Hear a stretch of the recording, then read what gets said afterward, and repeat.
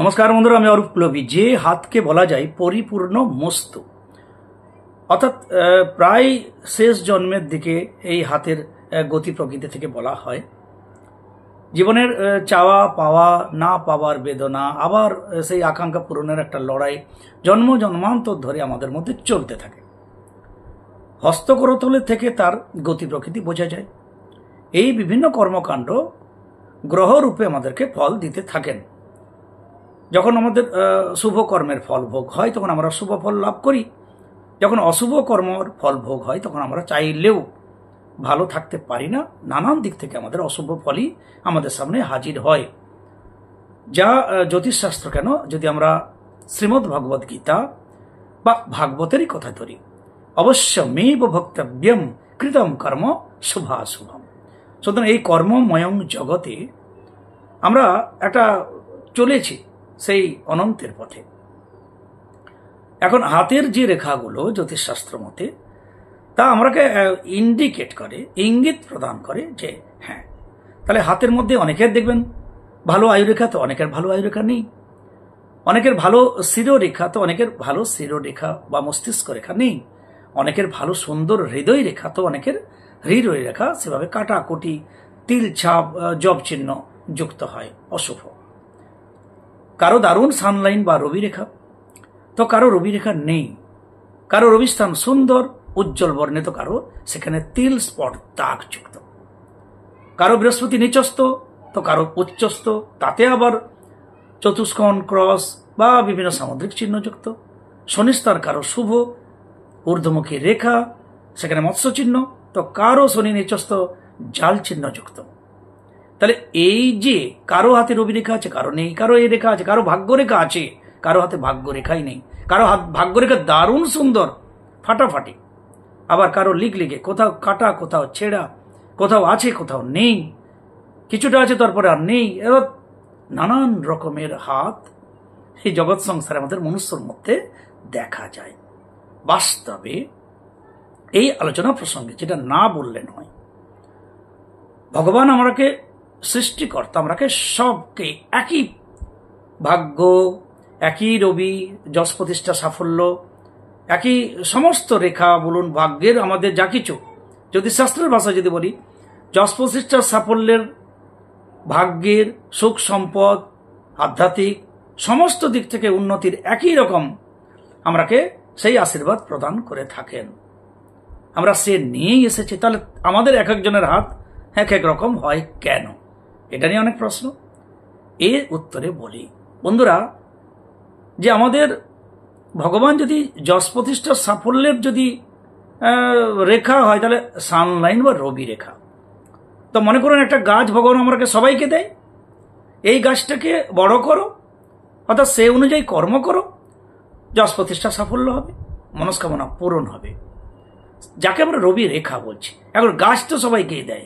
আমরা তো অনেকেই নার্সারি থেকে গাছ কিনে আনি। সবার গাছে কি ফুল হয়? সবার গাছে কি ফল হয়ে যায়? সবার গাছকে একই রকম বাড়ে?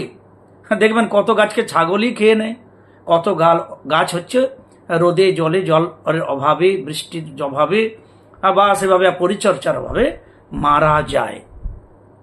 এখানে গাছের কোনো দোষ আছে কি?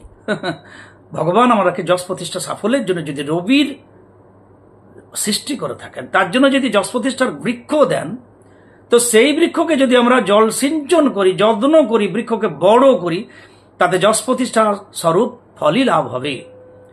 এই যশ প্রতিষ্ঠা সাফল্যের যদি বৃক্ষ হয়, তাহলে সে হচ্ছে রবি রেখা বা সানলাইন।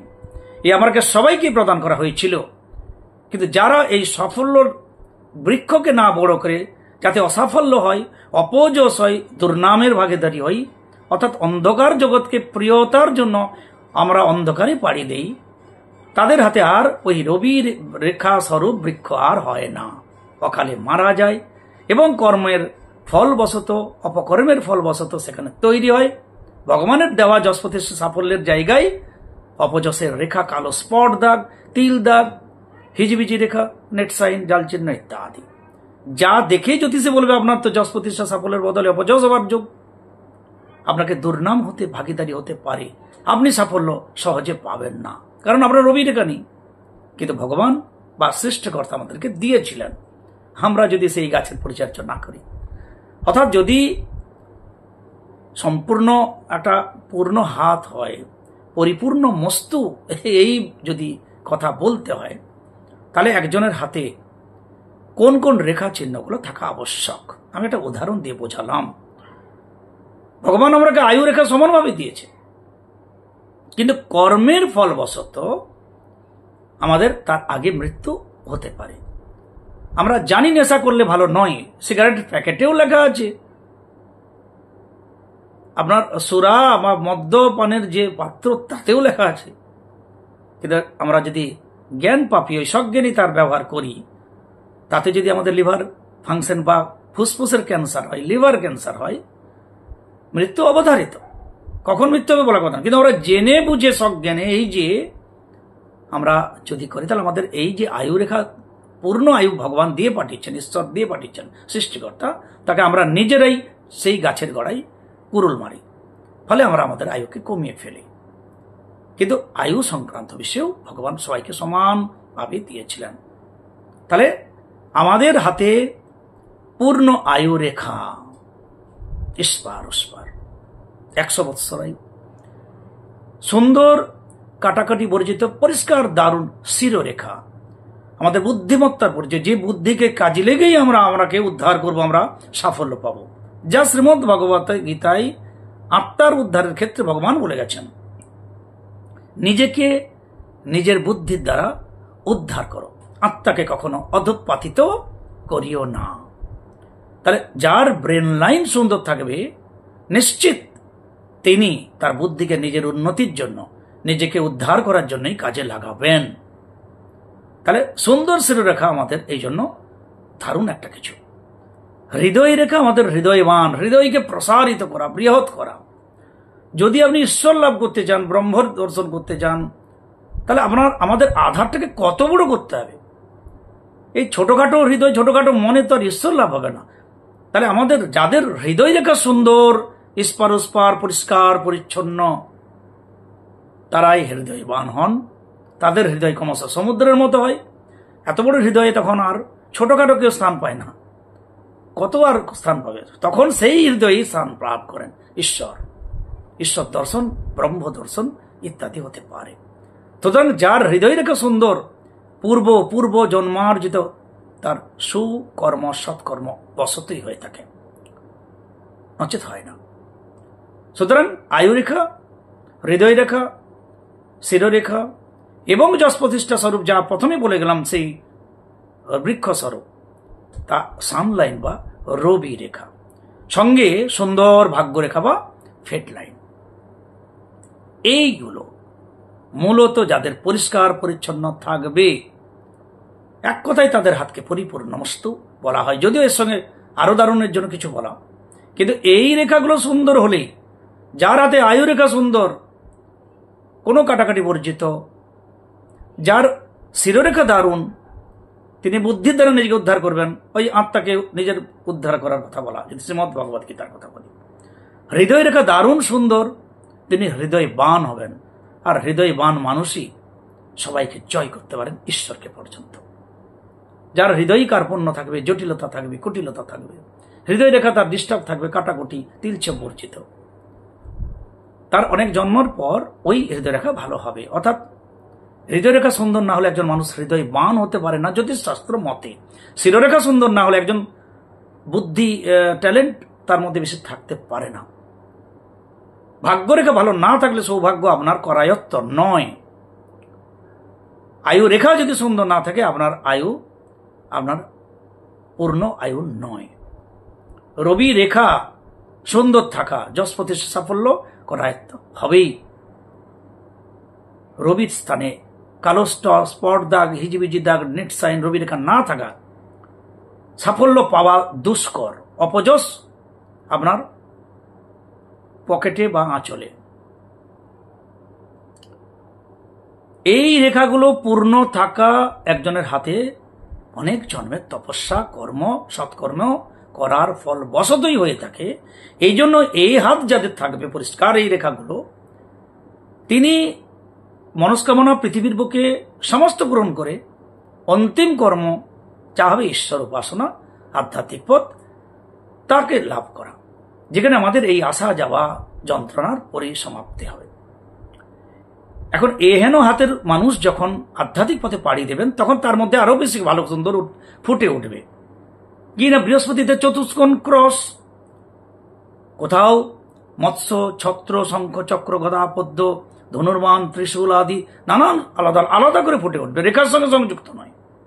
এই যে সামুদ্রিক চিহ্নগুলোর মধ্যে যদি একটিকে দুটি ফুটে ওঠে, তাহলে আমি আত্মদর্শনের পথে, আধ্যাত্মিক পথে আপনি হাঁটবেন, আজ না হলেও কালকে হাঁটবেন, এবং আপনি নির্দিষ্ট লক্ষ্যে পৌঁছাবেন, সিদ্ধি লাভ হবে। এই যে জ্যোতিষশাস্ত্রের হস্তরেখার উপরে যা কিছু কথাবার্তা, যা কিছু থিওরি, আজ অব্দি মিথ্যা হয়নি। এবারে কারো কারো প্রশ্ন হতে পারে, আমার তো সব রেখা ভালো, কিন্তু আমি তো কষ্টে আছি। এ প্রসঙ্গেও, এই উত্তরেও আমি নিজে থেকে বলে রাখি যে যারা চক্রবর্তী রাজা হয়েছিলেন, তাদের যে কুল পুরোহিত বা যে কুল জ্যোতিষীর কাছে তারা পরামর্শ নিতেন, তারা ছোট থেকেই ভবিষ্যৎবাণী করেছেন চক্রবর্তী রাজা হবে, কিন্তু তার জীবনে বহুত উত্থান পতন, জটিলতা আসে। ভগবান কৃষ্ণ উপস্থিত, সুদামা উপস্থিত। সুদামার দুঃখ কষ্ট দারিদ্রতার কোনো অন্তর নেই, কিন্তু সুদামার চোখেও ছিল যে সে চক্রবর্তী রাজা হবে।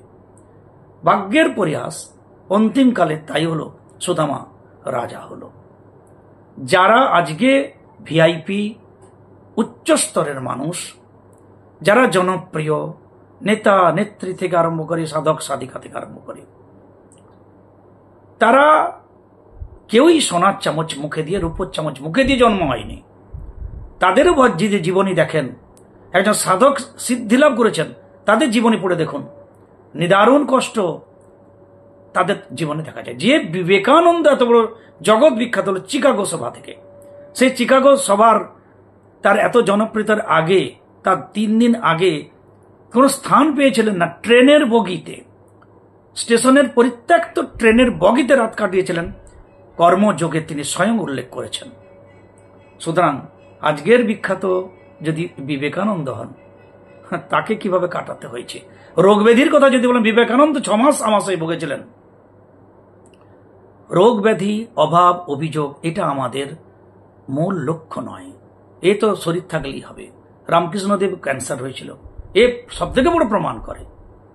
এ দেহ মৃত্যু অবধারিত, রোগ ব্যাধি অবধারিত। ঘোর কলিযুগে আমরা চলছি, এখানে রোগ ব্যাধির যুগ। আজ করোনা, কালকে আরো নতুন ভাইরাস আসবে, তারপরে আবারও আসবে, যারও উল্লেখ করা আছে বেদে। সুতরাং আমার ভালো চিহ্ন থাকা সত্ত্বেও যদি আমি সৌভাগ্য না পাই, এটার জন্য কোনো দুঃখ করার দরকার নেই।